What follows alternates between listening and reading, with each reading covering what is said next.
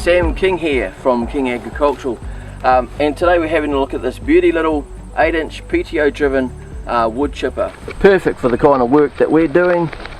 Shelter belts coming down, other bits and pieces coming down, and we try to produce as much mulch as we can too. Several people already have asked me, is this going to be available as an X demo?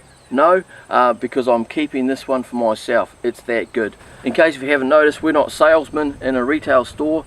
We're licensed importers of farming equipment, but we also operate our own farm. So we've got some cattle, we run seasonal crops, we're setting up for an orchard. So we do stuff similar to what you're doing. Every item that we sell as brand new, there's another item just like it that we've tested and we've made sure that it works good. If it works good for us, it's probably going to work good for you too. And so if you've been looking around at wood chippers, you'll notice that way at the other end of the market there's all those little things.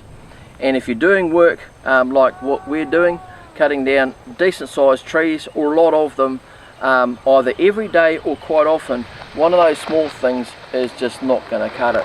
Then there's a big huge jump to all those expensive stuff. I'm talking about 20,000, 100,000, even up to $500,000, where you can fire a whole tree through the thing. You know, that's getting a bit carried away for most people. If you're on a farm, a lifestyle block, especially an orchard, where you're not just clearing away stuff, but you're producing chips for yourself, a landscaper, contractor, something like that. For this demonstration we're going to be using fairly small sort of chips, so we're going to be slowing down the speed of the hydraulics. That's the good thing about it, because when you're getting rid of material, you're also producing something. For some people, the appearance of your chips is quite important, whether you're using coarse and heavy for a large landscaped area, maybe you're wanting some decorative bark for a smaller garden, or mulching for an orchard. So by being able to speed up or slow down the hydraulics, it's great to be able to control what comes out the other end.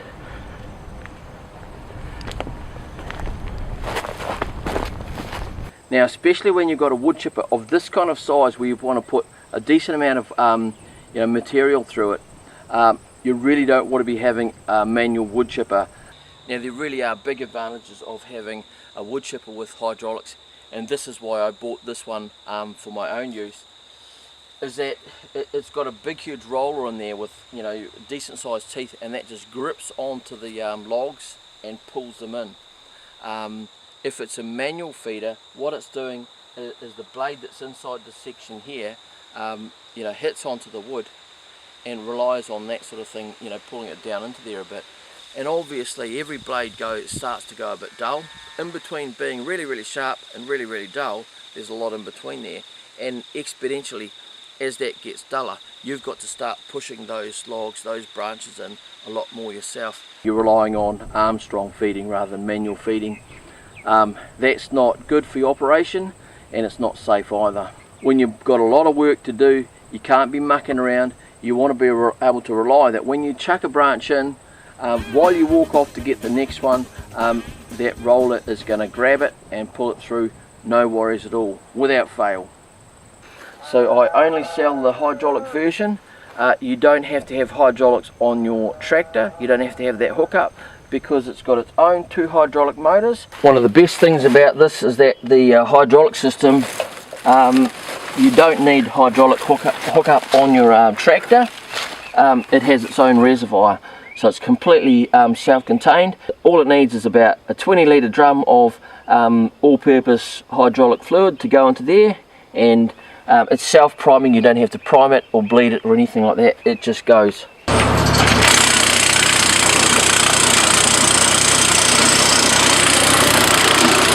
And there it is up close, the hydraulic roller adjustment. So you've got forward, neutral and reverse. Anytime you need to stop for safety or whatever reason, just flick it into neutral. That stops the roller feeding the material in until you're ready to go again. And here's the variable speed adjustment for the roller if you want to speed things up or slow things down.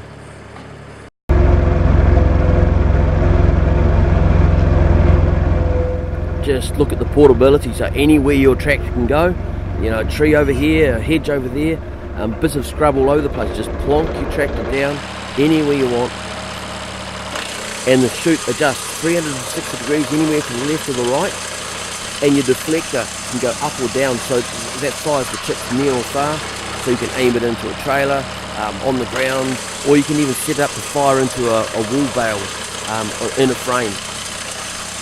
When one of these things arrives to you, it's almost fully assembled, and it's basically, you know, this part here from here to here, and all you've got to do is add this to it and the chute to it up the top, and that's pretty easy. This part here comes in 4 pieces, and so you assemble those 4 bits together, and then it goes onto there, and just bolt that in, and that bends around as it goes.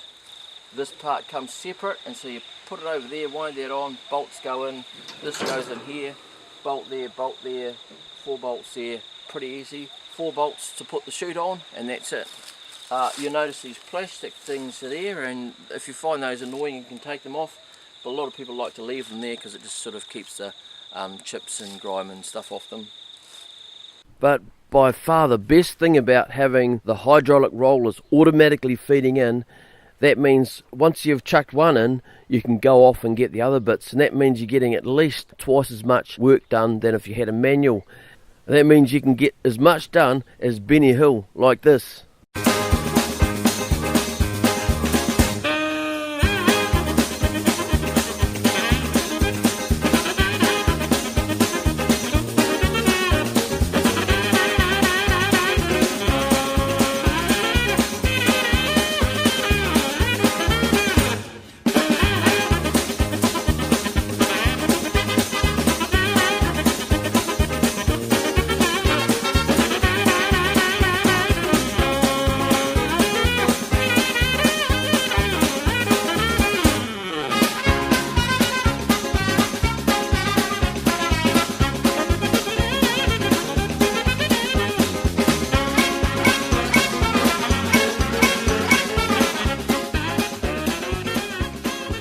Here's a little tip. When you've got trees like this that are pretty uniform and all the branches are sort of pointing on an angle upwards, then once it's felled, don't stick all the branches into a big pile because they get tangled and they're hard to pull up, and it takes a lot longer to get those things into the chipper.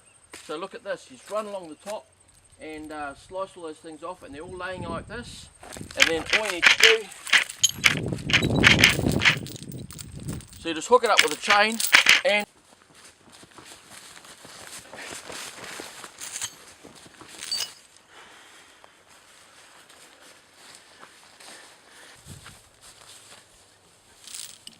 just unhook it, grab the other end